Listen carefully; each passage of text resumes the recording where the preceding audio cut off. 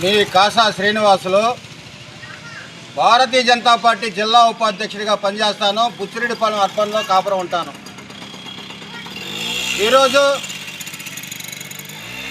పండిట్ దీన్ దయాళ్ ఉపాధ్యాయ గారి వర్ధంతి కార్యక్రమాన్ని బుచ్చిరెడ్డిపాలెం అర్బన్లోని బేల్దార్పాలెం ఏరియా టెంకాయ తోపులో జరుపుకోవడం జరుగుతుంది. పండిట్ దీన్ దయాళ్ ఉపాధ్యాయ గారు ఉత్తరప్రదేశ్లో జన్మించి దేశం కోసం, ధర్మం కోసం చిన్నతనము నుండే ఒక క్రమశిక్షణ గల విద్యార్థిగా, ఒక క్రమశిక్షణ గల బాలుడుగా ఆయన చదివిన ప్రతి స్కూల్లో కూడా మంచి పేరు తెచ్చుకొని మంచి క్రమశిక్షణగా ఉండడం వల్ల ఆయన్ని ఆ స్కూల్లో ఉండే ప్రతి ఒక్కరు కూడా ఉపాధ్యాయులైతేమి, విద్యార్థులైతేమి గౌరవించేవాళ్ళు.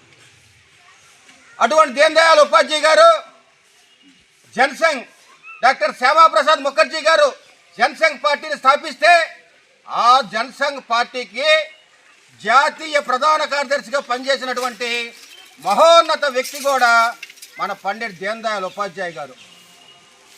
దీన్ దయాళ్ ఉపాధ్యాయ గారు భారతీయ జనతా పార్టీ సిద్ధాంతకర్తల్లో ఒకరైనటువంటి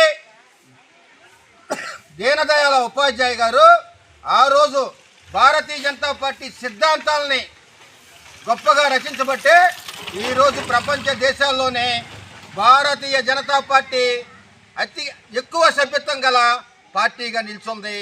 భారతదేశంలో కూడా అనేక మార్లు ప్రధానమంత్రి పదవి చేపట్టి ఆ సిద్ధాంతం ప్రకారం ఇప్పుడు కూడా 3వసారి ప్రధానమంత్రి పదవి భారతీయ జనతా పార్టీ గౌరవనీయులు మన నరేంద్ర మోదీ గారు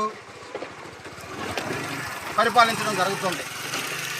అయితే దీన్ దయాళ్ ఉపాధ్యాయ గారు ఏకాత్మ మానవతావాదం కోసం అనేక రకమైన ప్రయత్నాలు చేసి ఏకాత్మ మానవతావాద సిద్ధాంతాన్ని రచించిన గొప్ప వ్యక్తి.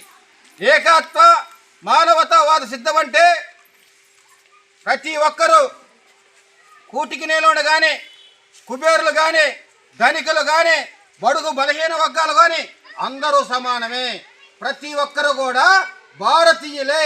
ప్రతి ఒక్కరూ గౌరవించుకోవాల్సిన అవసరం ఎంతో ఉందని చెప్పి ఏకాత్మ మానవతావాద సిద్ధాంతాన్ని రచించిన మహోన్నత వ్యక్తి.